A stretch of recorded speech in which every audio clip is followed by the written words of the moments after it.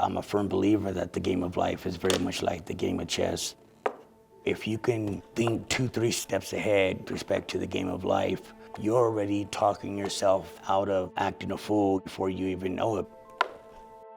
My dad introduced my brother and I at a young age how to play chess, but it wasn't until I was incarcerated in prison that I played a lot of chess because I was, spent a lot of time in solitary confinement. Growing up in the gang culture, in the late 80s, early 90s, I actually had looked forward to going to prison simply because I had thought that's where people like I belong.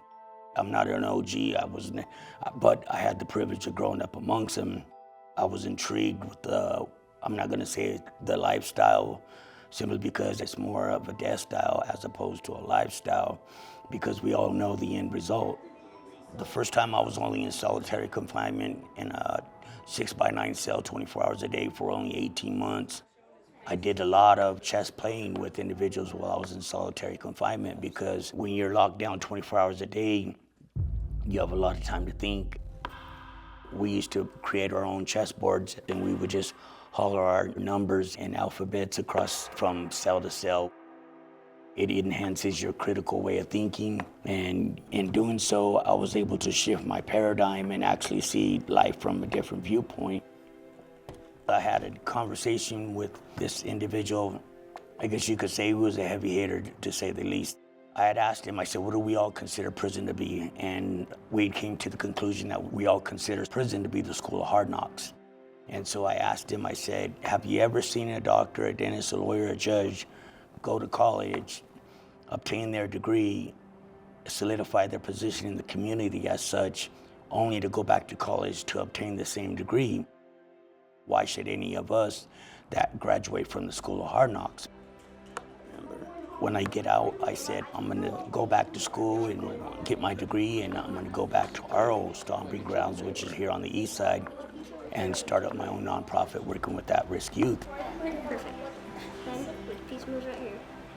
Mark, he's the one who first got me into chess, and he taught me what I really wanted to do.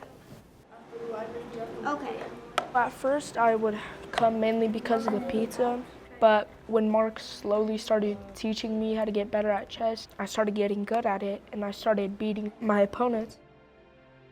Now it really helps me to think before my actions, because I would just do stuff and I would get in trouble in school a lot, but in chess, you have to think with every move you make, and just like in real life, you have to think with every move you make, same exact thing. If it's anything I've learned throughout life, is that the enemy of logic is emotion. As I stress to them time and again, is that if they play this game of life with their heart, they're gonna end up in a lot of heartaches and a lot of wrecks because they're making emotional decisions. I'm striving to break them of that impulsivity. You can't move anywhere, it's game over. Huh? It's checkmate, it's game over. Okay. A couple of my people on my football team, I'll tell them to come and they'll come. Usually, none of them really have played chess, but a couple of my teammates, they came here once and they've been coming here ever since. They just get hooked.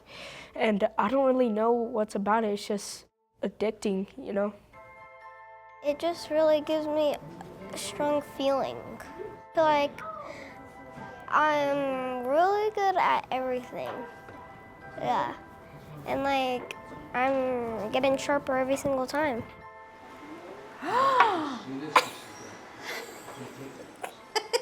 I guess if you think about it, with chess, you're trying to use different pieces or different positions to try and get to the quarterback. Quarterback's king.